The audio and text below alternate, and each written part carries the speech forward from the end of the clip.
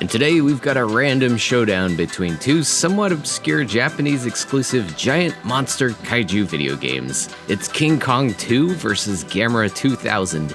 These are a bit weird to compare, but they were both picked this month as part of a tying vote in my monthly poll for Patreon and Twitch supporters, so we might as well make them battle it out in review form.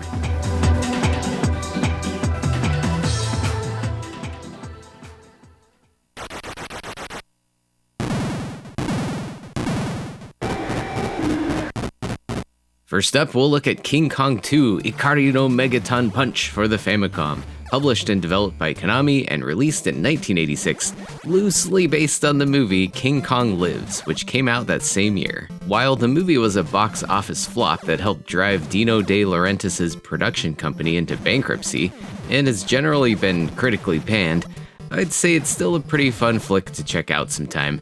A classic tale of a giant monkey in a coma who needs a blood transfusion and heart transplant, and miraculously a giant lady Kong is found, which naturally drives Kong into an apeshit frenzy of horniness and havoc ensues. While Japan would actually get two games based on this movie, one being an action RPG on the MSX, having you control the Indiana Jones-like Mitchell character. The Famicom version we're looking at today would put you in control of the big guy himself, fresh off of his surgery and on a mission to release Lady Kong from captivity.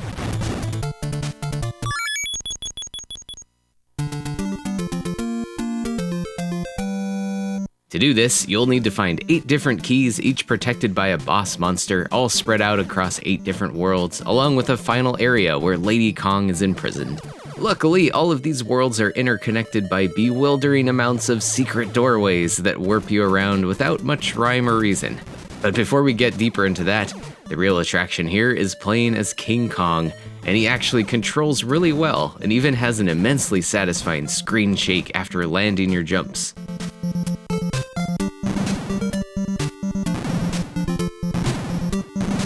The game is always in this top-down action Zelda-like perspective, and you can either punch enemies and environmental objects, or also throw a limited supply of boulders.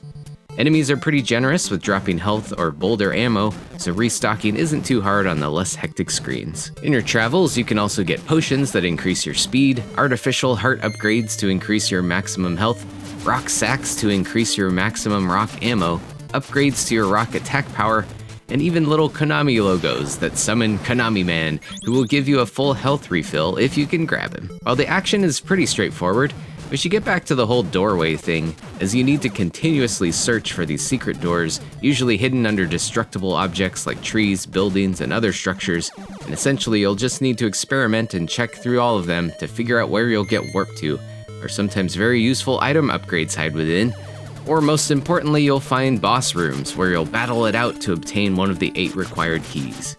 When playing for the first time, this can get a bit confusing, so it might be worth making a map or at least taking some notes to better navigate the world.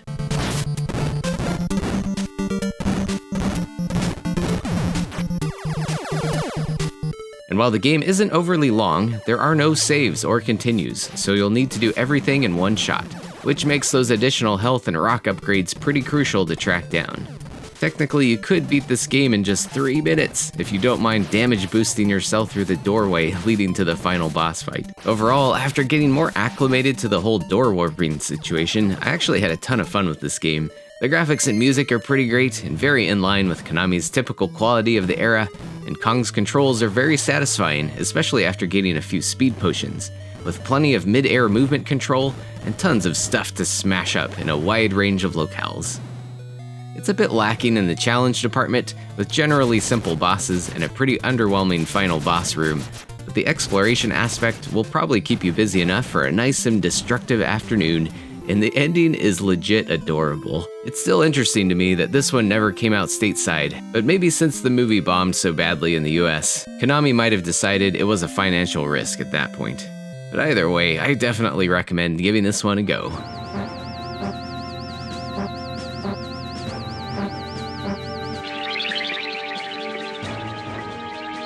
Is that what we call Gamera, Lieutenant?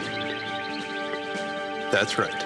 Now let's flash forward 20 years later to Gamera 2000, released in 1997 on the PS1. While this one wasn't directly based on any specific movie, it was made during a resurgence of Gamera films in the mid-90s, and again this would be another game stuck only in Japan. Although honestly, this one is very import-friendly, without any critical text in Japanese, and even the FMV cutscenes are acted out in English. Which right off the bat, I gotta say, the FMV here is some grade A cheese, and adds a lot of fun B-movie flavor to the experience. The actual gameplay is more akin to something like Panzer Dragoon, a rail shooter where you typically control a ship piloted by members of the United Nations Science Academy, while Gamera helps. Yeah, unfortunately, you don't get to play as Gamera directly, with the exception of family mode co-op play. But usually, you'll essentially be blasting away enemies, and can also lock in on them and trigger Gamera to shoot off volleys of homing fireballs. And you'll certainly be keeping busy with unleashing his firepower on the slew of invading biomecha and mutant Gauss coming at you from all directions. And you'll also need to occasionally change your view angle to deal with this accordingly.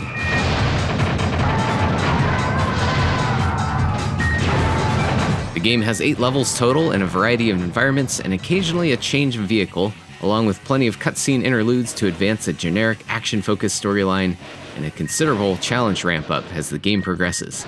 You do have some slight maneuverability for dodging some things, but I'd say the emphasis here is instead placed on dispatching enemies quickly or shooting down their incoming projectiles. And while the movement can feel somewhat limited, at least everything else is very responsive and generally very satisfying to play.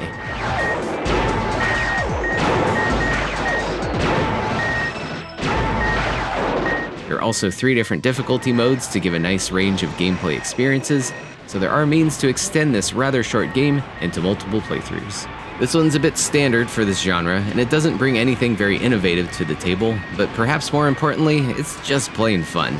The graphics are some great low poly goodness, with plenty of varied textures, lots of cool monsters and giant robots to deal with, and a pulsing electronic soundtrack that's certainly worth listening to outside of the game as well.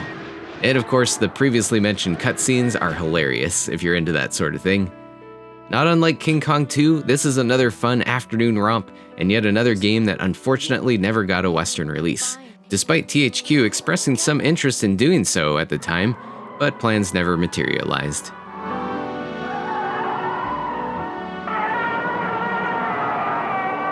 While these 2 games were released over 20 years apart, and they're quite different in their genre, and not even on the same platform, I'm still afraid they must battle it out for supreme kaiju dominance anyway.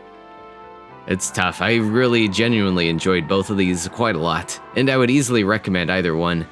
But if the fate of the planet depended on it, and I were forced to choose one, I might have to go with Kong. The exploration side of the game tips the scales ever so slightly for me on this one, along with the very short speedrun possibility, which has me considering picking it back up again sometime in the future. Special thanks once more to those that voted in the monthly poll, even if you didn't vote for the Data East game, and we'll catch you next time.